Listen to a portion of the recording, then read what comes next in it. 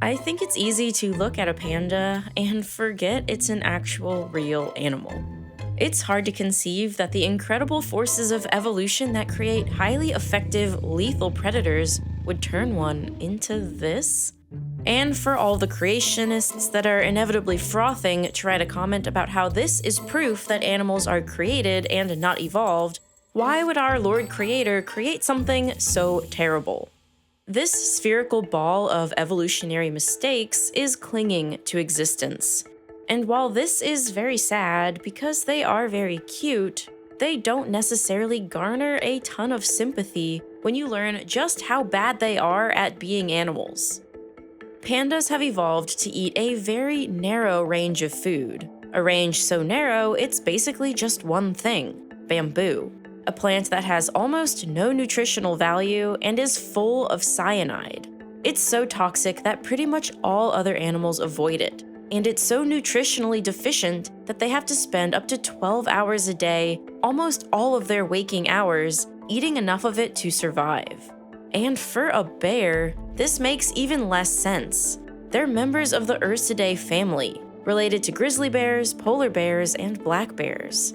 Every other species in the Ursidae family eats meat, either as omnivores or as obligate carnivores like polar bears. And scientists think that pandas need to eat so much bamboo that in the wild they have to keep their distance from one another to get enough. This means that they can have a hard time finding a mate. This contributes to pandas having an exceedingly low birth rate, which contributes to the fact that they are this close to not existing anymore. And on top of this uphill battle that they've already created for themselves, they act as if they have absolutely no survival instincts hardwired into their brains. They fall off and get stuck in trees, and just generally act like every day is their first day on Earth. And on top of this, one of their favorite hobbies is poop. They poop over 40 times a day, and given the chance, pandas will absolutely cover themselves in horse poop. I'm talking head to toe, full body immersion. The official term for a group of pandas is an embarrassment of pandas. And even if they are lovable, it sure seems like they are an evolutionary accident that maybe came about just for our amusement. But as we all know, evolution doesn't work like that. Everything evolves for some reason, but how is being a clumsy idiot beneficial? And why would they evolve to eat the worst thing imaginable? And why are they absolutely obsessed with poop?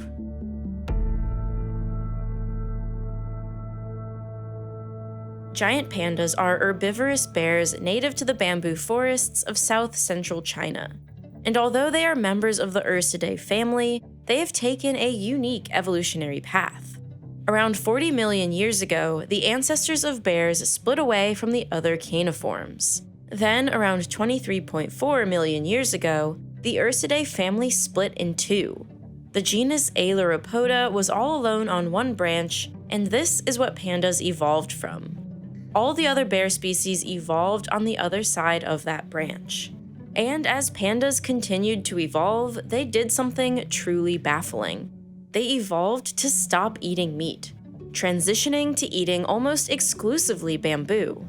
Scientists assume this happened between 6 to 7 million years ago, and they make that assumption about the timing because of one adaptation they seemed to have gained that allowed for better bamboo manipulation: a pseudo-thumb. This is like a whole extra weird little thumb. Essentially, one of their wrist bones grew extra large so that it curves in an opposite direction as the other 5 of their fingers. The thumb isn't as widely useful as a human thumb, but it's perfect for grasping bamboo. But at first glance, suddenly adapting to only eat bamboo fundamentally makes no sense. And in most ways, pandas still look like the other bears. They have sharp claws and sharp canines. Even their guts still resemble the gut of other carnivores. When we look at carnivores versus herbivores, carnivores have much shorter and simpler digestive tracts. That's because their high-protein diet requires a lot less digestion time to extract all the nutrients they need. Herbivores take longer to digest plant foods because there are higher levels of indigestible materials, like cellulose, the main structural molecule in plant cells. It's tough and hard to break down, which is why certain herbivores, like cows, have multiple stomach compartments. They spend a long time digesting so that they can extract as many carbohydrates and other nutrients as possible. But pandas, surprisingly, have a carnivore gut. They don't have the multi-chambered stomachs of ruminants, so of their nearly 100% diet of bamboo, they can only digest around 20% of it.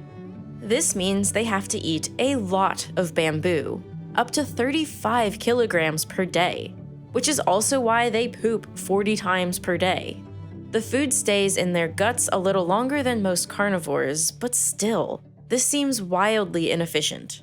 And not only do pandas have a digestive tract that looks like that of a carnivore, their gut microbes also match the pattern of carnivores.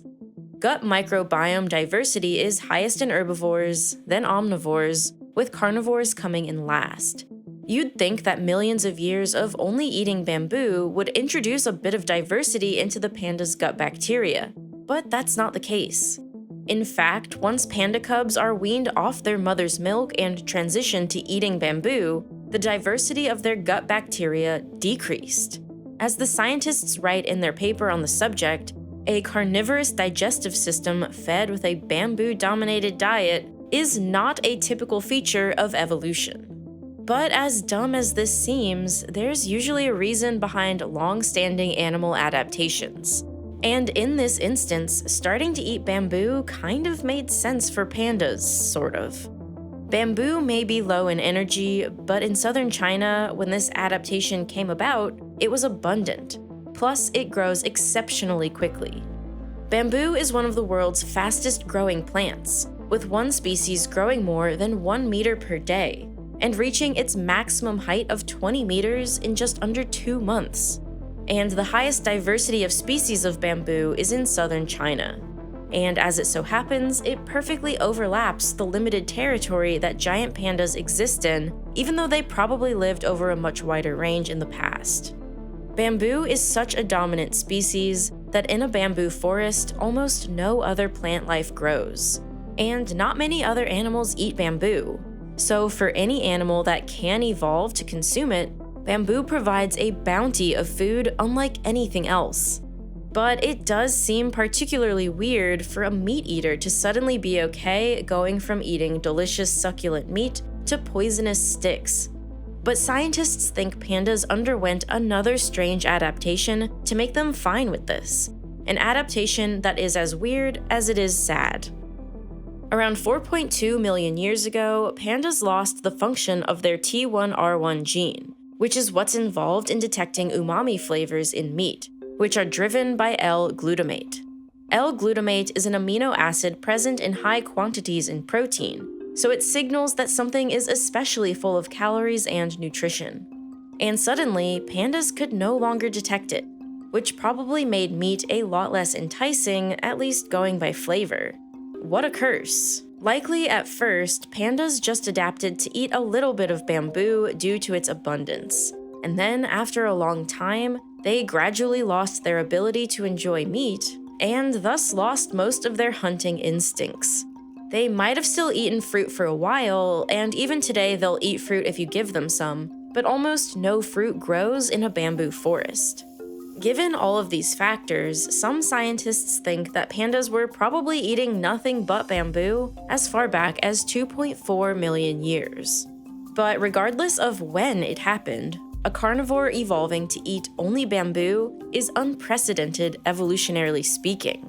In fact, anything eating only bamboo is kind of unthinkable, because even if there is a bounty of bamboo, it's still toxic. Bamboo is full of cyanide in quantities high enough that eating it raw would kill most mammals. In fact, there have been numerous cases of poisoning among humans who accidentally ate raw bamboo or prepared it incorrectly. Other herbivores have a way to detoxify cyanide using an enzyme called mitochondrial rhodonase, because many plants use cyanide as a defense mechanism, and herbivores encounter it in small doses over their lifetime. But pandas have far less of this detoxification enzyme than normal herbivores. And yet these pandas are consuming up to 66 milligrams of cyanide every day, close to a fatal dose for humans, and they seem just fine. It might seem like they are too stupid to realize they're supposed to die, but it turns out they actually have a way to get around this poison that's different from the way most herbivores do it. When researchers looked more closely at the panda's gut bacteria, as diverse as it wasn't, they found an abundance of one unique and powerful bacteria, Pseudomonas fluorescens. This bacteria helps degrade cyanide compounds, which seems to completely protect the pandas. Plus, pandas are strategic in what parts of the bamboo they eat. Depending on the species of bamboo and time of year, the pandas may target different parts of the plant to avoid the highest dose of cyanide. This targeted feeding is also the case when it comes to nutrients. In fact, although 99% of the panda's diet is bamboo, a recent study found that they're actually eating the same amount of protein as carnivores. How? Because young bamboo shoots actually have a lot of protein in them, and so do the leaves at certain points in their life cycle. And pandas target these to get as much protein as wild cats do. In the end, their bamboo diet is 61% protein energy, 23% carb energy, and 16% fat. This is even reflected in panda milk, which has a higher ratio of protein than the milk of herbivorous mammals. So at first, I'm kind of impressed that pandas found a way to cheat the system and turn a crappy food source into something usable. But this feeling doesn't last long, because even if pandas can technically get enough nutrients out of bamboo, they still have to eat an ungodly amount of it to get enough nutrients, spending pretty much their entire life doing nothing else but gorging on it. To cope with this, their metabolism has adapted to slow way down, and they can't afford to move around that much. They're fairly sedentary animals trying to hold on to every ounce of energy that they can. And while this is a somewhat effective evolutionary reaction, it doesn't solve all of their problems. The winters in China can be brutally cold, and unlike other bear species that can pack on fat and hibernate for the winter, pandas can't afford to ever stop eating. So they just have to endure it, meaning they have to spend even more energy using thermoregulation to maintain a stable internal temperature. Eating bamboo became a positive feedback loop requiring them to eat more and more bamboo. And it might also explain why they're so clumsy, or at least why they appear to be. Pandas look clumsy in part because they're always looking for the lowest energy way to get around. And sometimes the easiest way to get somewhere is to fall there. And their round shape just lends itself to rolling. Scientists think they might partly do this just for fun. So at this point in the panda story, it seems like they've found a sort of novel way to get enough nutrients, something they don't have to compete with other species for and is readily abundant, which is sort of an evolutionary win as long as they can eat enough of it. But there are still even more problems with this plan. Although they don't have to compete with other species much for bamboo, they still sort of have to compete with each other. And because they need to eat so much of it, each wild panda keeps a large territory to themselves. They live solitary lives, using their sense of smell to avoid each other as best as they can. Male pandas tend to have territories that are around 6.5 square kilometers, while female territories are usually about 4.5 square kilometers. This isn't a problem in itself. They don't seem to mind living solitary lives. However, it becomes a big problem when it's time to mate. Pandas only seek out other pandas in spring for mating, and female pandas have a fertility window of just 2 to 7 days per year, and conception has to be timed exactly. Like, come on guys, I'm actually just getting annoyed at this point. So when it's getting close to time to mate, pandas leave scent messages for one another by rubbing their scent glands on trees, rocks, and grass, and they just hope that other pandas get the message in time to hike miles over mountainous terrain to mate in the minuscule 2-day window. If they succeed, which they rarely do, female pandas are pregnant for 5 months before giving birth to a tiny cub about 1/800th of their size. Half of panda pregnancies result in twins. Awesome. Except for the weaker of the 2 cubs is often abandoned. Pandas can typically only care for 1 infant at a time because the tiny cubs need constant and careful attention.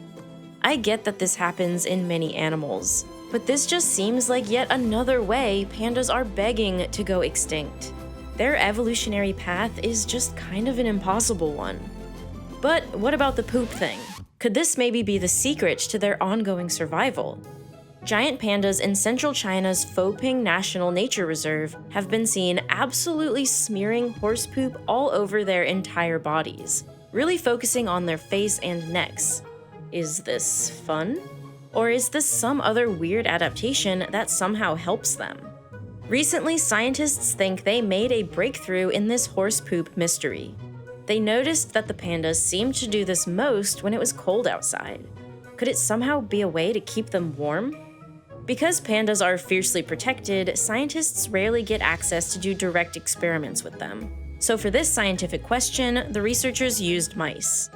They covered the mice in the poop compounds of interest and found that poop-treated mice walked on cold surfaces more readily and huddled together for warmth less. And what the researchers realized was that these poop compounds inhibit cold receptors in mice, and also in pandas. Some experts argue that this could be a way for the pandas to endure those brutally cold winters while foregoing hibernation. But while it might be a coping mechanism, it seems like it could be an incredibly bad one. If their bodies no longer feel the sensation of cold, this could prevent them from seeking shelter, and would actually be incredibly dangerous. Because of this, some scientists aren't convinced, and they think the pandas just really like poop for fun.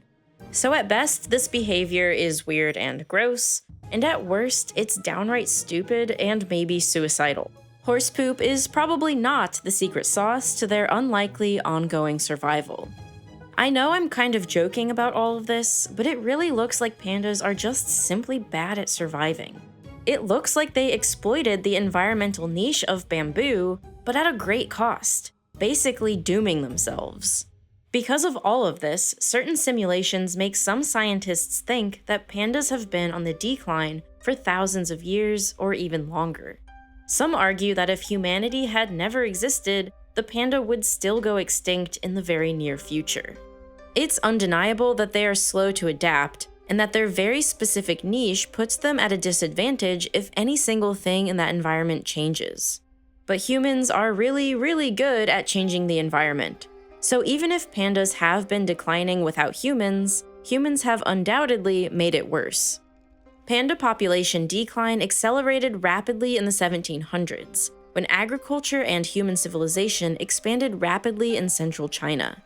And ever since then, panda habitat has been wildly fragmented. Dams, roads, and railways divide panda habitats, making it even more difficult for them to find each other to mate, and reducing the amount of bamboo forests needed for them to get enough food. This, along with poaching, absolutely slashed panda numbers. Today, only around 1,800 pandas are left in the wild.